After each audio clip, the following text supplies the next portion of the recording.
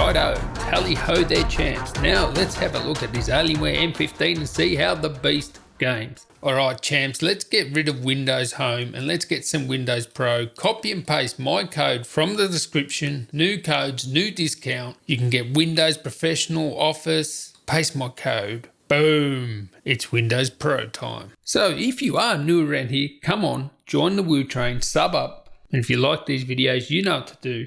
I may have a big giveaway coming. The I's are not dotted and the T's are not crossed at the moment, but it may be like a big giveaway. So anyway, let's get into this. This Alienware here comes with a GTX 1070 Max-Q and a 6-core 8th generation i7-8750H processor, which has a base of 2.2 GHz, which you need to know to see if it throttles below that, and it can boost up to 3.9, and that's its maximum. This one also has 16 gigabytes in dual channel. So yes, this is an Alienware, so you can get in there, you can upgrade the RAM, you can upgrade the M.2 SSD, you can add another M.2 SSD, and you can change the 2.5-inch hard drive if your model has this. This has the 60 watt hour battery. If you have the 90 watt hour battery, you do not get the 2.5-inch drive. So that's some serious power. Now this is a 4.7 pound thin and light package, so it definitely can be compared to the Razer Blades and Aero 15s and so on. Now usually when you get thin and light laptops, you compromise battery life, heat, noise, performance. Of course the big laptops have the better performance, but with this one here, spoiler alert, there is not really much of a compromise. This also has a cracking display. Now there are 3 display models, a 60Hz Full HD, a 144Hz Full HD, and a 4K wide color gamut display. Now if you're a content creator, I recommend the 4K. If you're a gamer, get with the 144Hz. But I can tell you now, even though this has the 60Hz monitor, this one that I'm using, this is seriously a good monitor. One of the best Full HD monitors I've used, and it is matte. But whatever matte coating they're using, it's really good because the clarity is really good and it really has a lot of punch and pop. It's better than some glossy screens. So that's an achievement in itself. So if you're not a competitive gamer, you could probably go with the 60Hz, or a content creator just wants longer battery life. So before we dive into the benchmarks, I'm just going to talk a little bit about thermals. Basically, you get the full beans out of this laptop. Most of the games, the CPU was at 3.9 GHz. The temperatures would get up into the 90s and sometimes even 100. But that 3.9 was pretty much maintained. It would dip down every now and then, depending on the game and the CPU usage at the time. But comparing this to say the Razer and the Aero 15, this one goes harder for longer. In fact, I remember on the Razer,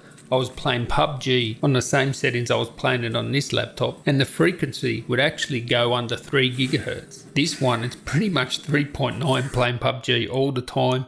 Occasionally it might dip, a little bit of power limit throttling, or it might reach into the high 90s, but it goes back up again to 3.9 pretty soon after that, and it really only dips down to around the mid 3s. So 3.5 GHz. And that's typical with all the games bar one. Can someone actually tell me why Battlefield 5 uses 100% of the CPU? Is this a bug, a reporting bug, or is it just really using 100% of the CPU? This is friggin' crazy. But nevertheless, this Alienware M15 did not buckle under that pressure. It never went below 3 GHz. The temperatures got up. They did. They got up into the 90s. Sometimes they hit 100, but it never went below 3 GHz. And considering the Razer Blade actually went under 3 GHz with PUBG using 30% of the CPU, you get my point. The performance is really good on this. I mean, Alienware, they could have tuned it and reduced the thermals if they wanted to, and reduced the clocks and just controlled it, and so it wasn't so hot. But if you want maximum performance, the only one that can really hold a candle to this out of the ones I've tested was the Zephyrus. And that's not a great daily usable laptop. Like, you know, the battery life isn't that good. Some people don't like the thicker bezels. It's not a very usable laptop for daily use like this. Now, I want to be clear here. All those laptops are great laptops. Honestly, whichever way you went, you got a good laptop. But if I was to say this one goes harder for longer, so I'm very impressed with the performance of this, and I'm glad that Dell, they let it go. They let the horses run free. They give you performance instead of being conservative and, you know, backing those clocks off, which all these 15-inch laptops do. They all have thermal management. They all have power limit managing. But I would say this Alienware is the most aggressive in terms of performance. And comparing my notes with, say, the Razer Blade, this was actually fastest. That is what it is. Now, all these benchmarks were done in performance mode, and they're all at 1080p max settings. So ultra, epic, whatever the max is. I went to the max preset, boom, 1080p, and these are the benchmarks. And in the brackets, you will see the undervolted benchmarks. And I've done that because this is a 60Hz display. Now, if it wasn't a 60Hz display, if it was 144Hz, I would have lowered those settings down so I could get even more frames. But it makes sense, right? 60Hz display,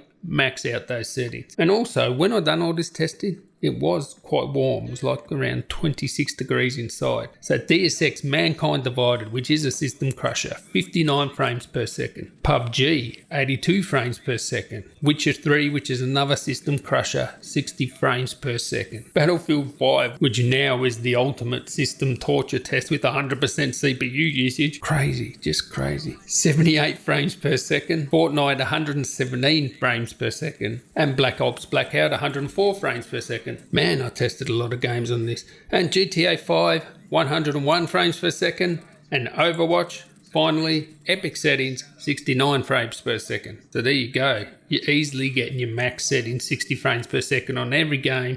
A lot of games are over 100 frames per second. So if you get the high refresh rate monitor, drop it down to high. You'll be getting those high frame rates. And at worst, you'll have to put it to medium, which looks pretty good on a 15-inch monitor. So now you'll just have some live gameplay. I'll put some music to it. You can watch the thermals and see that I'm not joking. This thing is epic and a performance powerhouse. And I've also like to mention, you've got all the macros for the keys and the RGB and all the good stuff when it comes to a gaming keyboard. So let me know what you guys think. I'd like to thank you guys for watching, and until next time, tally-ho.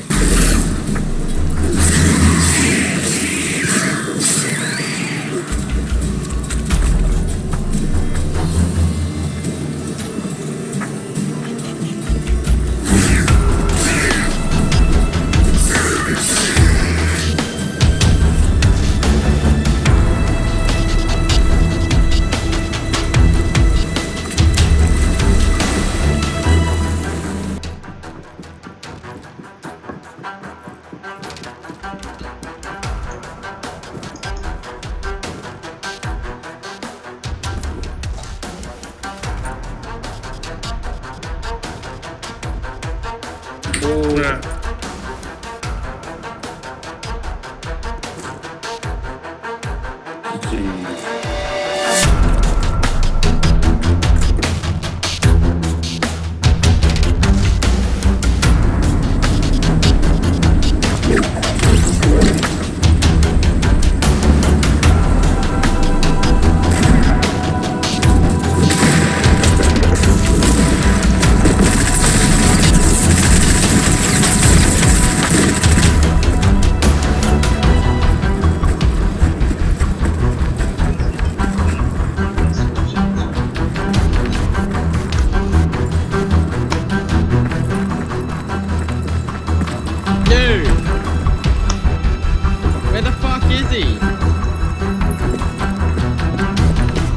He's outside the building.